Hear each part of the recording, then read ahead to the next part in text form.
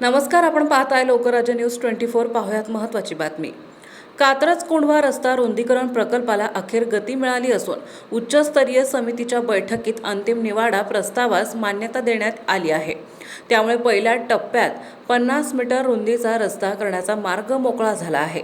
या रस्त्यासाठी आवश्यक असलेल्या जागेच्या भूसंपादनासाठी मंत्रालयात अतिरिक्त मुख्य सचिव महसूल आणि वने यांच्या अध्यक्षतेखाली उच्चस्तरीय समितीची बैठक पार पडली। या बैठकीत अंतिम निवाडा प्रस्तावास मान्यता देण्यात आल्याने भूसंपादन निवाडा जाहीर होण्याचा मार्ग मोकळा झाला आहे।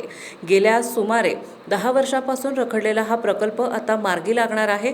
सुमारे 3.5 किलोमीटर लांबीच्या या प्रकल्पात पहिल्या टप्प्यात 129 मिळकतींमधील सुमारे 52,630 चौरस मीटर क्षेत्राचे भूसंपादन करण्यात येणार आहे।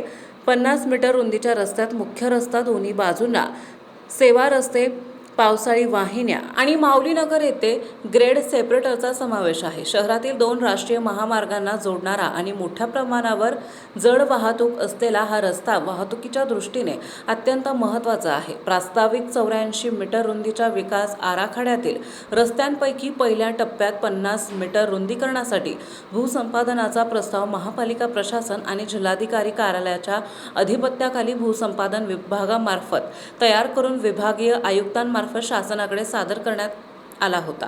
कात्रज कोंढवा रस्ता शहरासाठी अत्यंत महत्त्वाचा असून भूसंपादन प्रक्रिया अपूर्ण राहिल्यामुळे प्रकल्प प्रलंबित होता।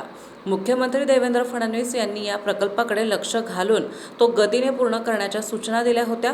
त्यानुसार महापालिका आणि जिल्हा प्रशासनाच्या समन्वयातून भूसंपादन प्रक्रिया वेगाने पूर्ण करण्यात आली असून पहिल्या टप्प्याला मान्यता मिळाली आहे।